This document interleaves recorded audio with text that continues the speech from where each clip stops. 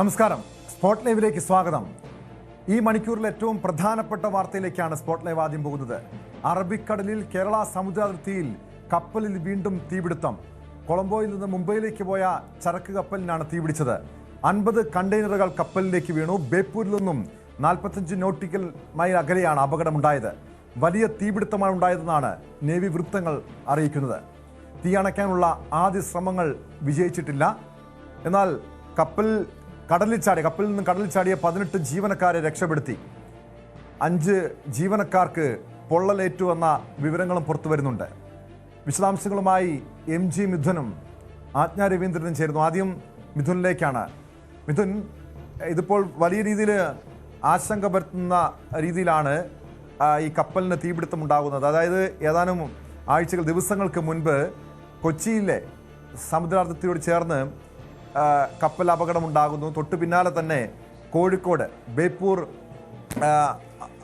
ബേപ്പൂരിൽ നിന്ന് 45 nautical mile അകലെയാണ് ഈ സംഭവം ഉണ്ടായിരിക്കുന്നത്. ഈ കടലിലേക്ക് ചാടിയ ജീവനക്കാരെ എല്ലാവരെയും രക്ഷപ്പെടുത്താൻ കഴിഞ്ഞിട്ടുണ്ടോ? എന്താണ് ഇപ്പോൾ സാഹചര്യം? എങ്ങനെയാണ് അപകടം ഉണ്ടായതെന്ന് സംബന്ധിച്ചുള്ള വിവരങ്ങൾ ലഭ്യമായിട്ടുണ്ടോ? ഏറ്റവും വളരെ ആശ്വാസകരമായിട്ടുള്ള വാർത്തകൾ തന്നെയാണ് പുറത്തു വരുന്നത്. 18 പേരെ കപ്പലിൽ നിന്ന് ഈ സമയം ഈ തീപിടുത്തം ഉണ്ടാകുകയും ഒപ്പം തന്നെ പൊട്ടിത്തെറി ഉണ്ടാകുകയും ചെയ്യുന്ന സമയത്ത് അവിടുത്തെ ലൈഫ് ബോട്ടുകൾ ഉപയോഗിച്ച് കടലിലേക്ക് ചാടിയ 18 പേരെയും രക്ഷപ്പെടുത്താനായിട്ടുണ്ട് എന്നുള്ള ആശ്വാസകരമായിട്ടുള്ള വാർത്തയാണ് ഈ ഒരു ഘട്ടത്തിൽ പുറത്തു വരുന്നത്. അതേസമയം ഏകദേശം 22ഓളം ജീവനക്കാരായിരുന്നു ഈ കപ്പലിൽ ഉണ്ടായിരുന്നത്, ക്യാപ്റ്റൻ ഉൾപ്പെടെ.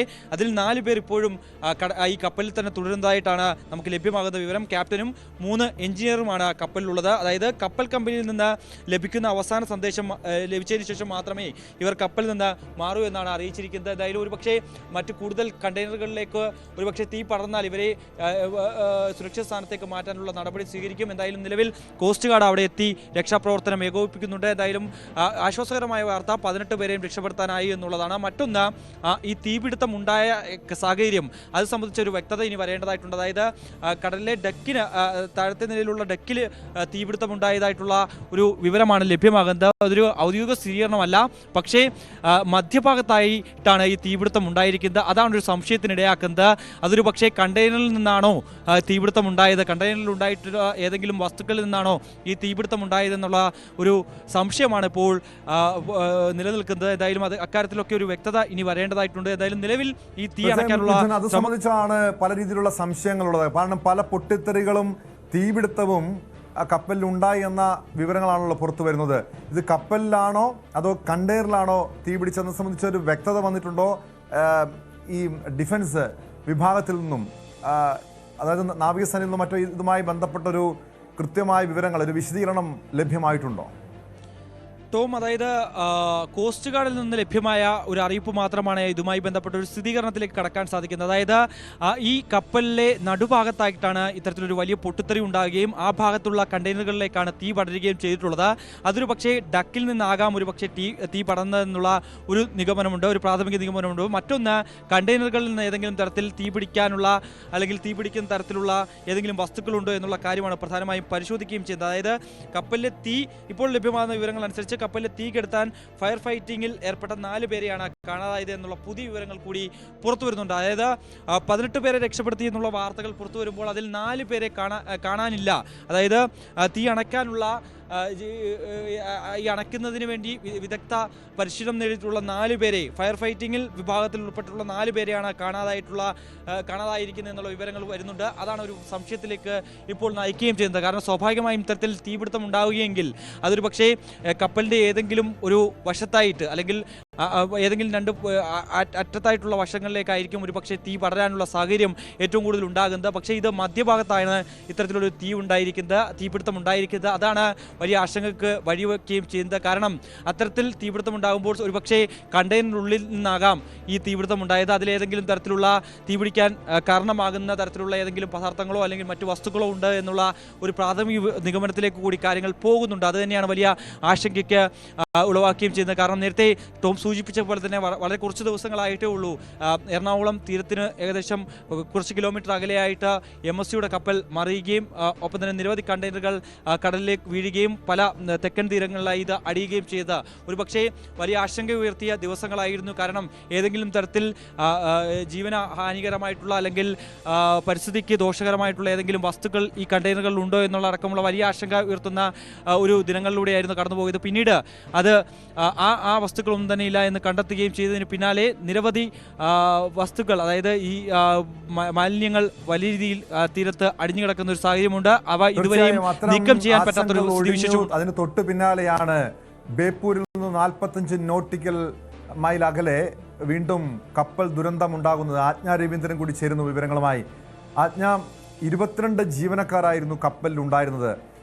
ഇതിൽ 18 പേരെ ഇപ്പോൾ രക്ഷപ്പെടുത്തിയിട്ടുണ്ട്. 5 പേർക്ക് പൊള്ളലേറ്റെന്ന വിവരമുണ്ട്. ഈ രക്ഷപ്പെടുത്തത് അതിൽ കൂടാതെ, അതായത് മറ്റു 4 പേർ എവിടെയെന്ന് സംബന്ധിച്ച് ഇപ്പോഴും പല അഭ്യൂഹങ്ങളുമുണ്ട്. അതായത് അവർ കടലിലേക്ക് ചാടിയിട്ടുണ്ടാകുമോ അതോ കപ്പലിൽ തന്നെ ആയിരിക്കുമോ? നിലവിൽ കോസ്റ്റ് ഗാർഡും നാവികസേനയും സംയുക്തമായിട്ടാണ് രക്ഷാപ്രവർത്തനം നടത്തുന്നത്. ഈ നിലവിൽ കാണാതായ മറ്റു 4 പേരെ കുറിച്ച് എന്തെങ്കിലും സൂചനകൾ ലഭ്യമായിട്ടുണ്ടോ?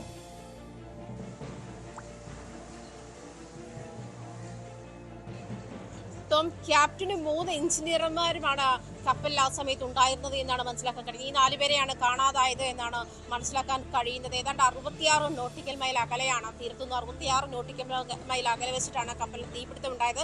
കൊളംബോയിൽ നിന്നും നവി മുംബൈയിലേക്ക് പോയ കപ്പലിനാണ് തീപിടുത്തമുള്ളത്. സിംഗപ്പൂർ ഫ്ലാഗ്, അതായത് under the flag off Singapore എന്നാണ് ആ കപ്പലിനെ പറ്റിയുള്ള വിവരം ലഭിക്കുന്നത്. അങ്ങനെയാണ് ഇത്. മാത്രമല്ല കൊളംബോയിൽ നിന്ന് 10 മണിക്കൂർ 28 മിനിറ്റ് സമയം കഴിഞ്ഞ ശേഷമാണ് തീപിടുത്തം ഉണ്ടായത്. അത് ഇപ്പോൾ ലഭിക്കുന്ന വിവരം അനുസരിച്ചിട്ട് കപ്പൽ ഔട്ട് ഓഫ് കൺട്രോൾ ആണ്, അതായത് തീ അണയ്ക്കാനായിട്ടില്ല എന്നുള്ള വിവരം തന്നെയാണ്. അത് കണ്ടെയ്നർ ഷിപ്പാണ്, ചരക്ക് കപ്പലാണ്. ഈ ഒരു ഇത് കൂടി പറയുമ്പോൾ 22 പേരായിരുന്നു കപ്പലിൽ ഉണ്ടായിരുന്നത്. അതിൽ 18 പേരും കടലിലേക്ക് ചാടിയിട്ടുണ്ട് എന്നാണ് മനസ്സിലാക്കി. ബാക്കി 4 പേരുടെ വിവരമാണ് ലഭ്യമാകാനുള്ളത്. അവരെ ഈ 4 പേരെ തീയിൽപ്പെട്ടതാണോ അതോ കടലിൽ ചാടിയതാണോ എന്നുള്ള വിവരം ലഭിച്ചില്ല. കൊച്ചിയിൽ നിന്നും നേവിയുടെ കപ്പൽ അങ്ങോട്ടേക്ക് യാത്ര തിരിച്ചിട്ടുണ്ട്. മാത്രമല്ല ആ കപ്പൽ ചാലിലേക്ക് വരുന്ന എല്ലാ കപ്പൽ അധികൃതരെയും വിവരം അറിയിച്ചിട്ടുണ്ട് എന്നാണ് മനസ്സിലാക്കാൻ കഴിയുന്നത്. അവരൊക്കെ അങ്ങോട്ട് രക്ഷാപ്രവർത്തനത്തിനായി നീങ്ങിയിട്ടുണ്ട്. അതുമാത്രമല്ല മുഖ്യമന്ത്രിയുടെ നിർദ്ദേശം നൽകിയിട്ടുണ്ട്. അത് കോഴിക്കോടും എറണാകുളത്തുമുള്ള ജില്ലാ കളക്ടർമാർക്ക് ദുരന്ത നിവാരണ അതോറിറ്റിയുടെ ഭാഗത്തുനിന്നും രക്ഷാപ്രവർത്തനങ്ങൾ ഊർജിതമാക്കാനുള്ള നിർദ്ദേശവും നൽകിയിട്ടുണ്ട്. എന്തായാലും ഈ 4 പേരെ കാണാനില്ല എന്നുള്ള വിവരം തന്നെയാണ് ലഭ്യമാകുന്നത്. ഇത് മാത്രമല്ല അത് ക്യാപ്റ്റനും 3 എഞ്ചിനീയർമാരും അടങ്ങിയ സംഘത്തെയാണ് കാണാതായിരിക്കുന്നത്. ഈ നേരത്തെ തന്നെ പറഞ്ഞതുപോലെ 268 മീറ്റർ നീളവും 32 മീറ്റർ വീതിയുമുള്ള കപ്പലാണ്. അതിൽ ഈ പറഞ്ഞ കണ്ടെയ്നർ ഷിപ്പ് തന്നെയാണ് എന്നുള്ള കാര്യത്തിൽ വ്യക്തതയുണ്ട്. 20ഓളം കണ്ടെയ്നറുകൾ ഉണ്ടായിരുന്നു എന്നുള്ള കാര്യത്തിലും വ്യക്തത വരുന്നുണ്ട്. എന്തായാലും അവസാനം കിട്ടുന്ന വിവരം അനുസരിച്ചിട്ട് തീ അണയ്ക്കാൻ അല്ലെങ്കിൽ കഴിയുന്നില്ല, കപ്പൽ ഔട്ട് ഓഫ് കൺട്രോൾ ആണ് എന്നുള്ള വിവരമാണ് അവസാനമായി ലഭിക്കുന്നത്. തീർച്ചയായും അതാണ്. മിഥുനിലേക്ക് ഒരിക്കൽ കൂടി. മിഥുൻ, ഇവിടെ എറണാകുളം, കോഴിക്കോട് ജില്ലാ കളക്ടർമാർക്ക് നിർദ്ദേശം നൽകിയിട്ടുണ്ട്. ഈ പരിക്കേറ്റ, അതായത് 5 പേർക്ക് പൊള്ളലേറ്റിട്ടുണ്ട്. ഇങ്ങനെ രക്ഷപ്പെടുത്തിയ 18ഓളം പേരെ കേരള തീരത്ത് എത്തിച്ചാൽ ചികിത്സ നൽകാൻ ആവശ്യമായ തയ്യാറെടുപ്പ് നടത്താൻ വേണ്ടിയുള്ള ജില്ലാ കളക്ടർമാർക്ക് നിർദ്ദേശം നൽകിയിരിക്കുന്നത്. ഇത് എങ്ങനെയാണ് ഈ അപകടം സംഭവിച്ചതെന്ന് സംബന്ധിച്ചൊരു വ്യക്തത ഡിഫൻസ് നൽകിയിട്ടുണ്ടോ? നാവികസേനയോ അല്ലെങ്കിൽ കോസ്റ്റ് ഗാർഡോ നൽകിയിട്ടുണ്ടോ? മാത്രമല്ല ഇതോടൊപ്പം ഈ രക്ഷപ്പെടുത്തിയവരുടെ ആരോഗ്യനില ഇപ്പോൾ എങ്ങനെയാണ്? കാരണം 5 പേർക്ക് പൊള്ളലേറ്റിട്ടുണ്ടോ? ഗുരുതരമായിട്ടുള്ള ഒരു പരിക്കാണോ അവർക്ക് ഉള്ളത്? അതോടൊപ്പം ഇവരെ ഇവിടെ നിന്നും, അതായത് നിലവിൽ അപകടം സംഭവിച്ച സ്ഥലത്ത് നിന്നും കൊച്ചിയിലേക്കായിരിക്കുമോ അതോ കോഴിക്കോട്ടേക്കായിരിക്കുമോ എത്തിക്കുക? നിലവിൽ നമുക്ക് ലഭ്യമാകുന്ന വിവരങ്ങൾ അനുസരിച്ച് ഈ 18 പേരെന്ന് പറയുന്നത് ഈ കടലിലേക്ക് എടുത്തു ചാടിയ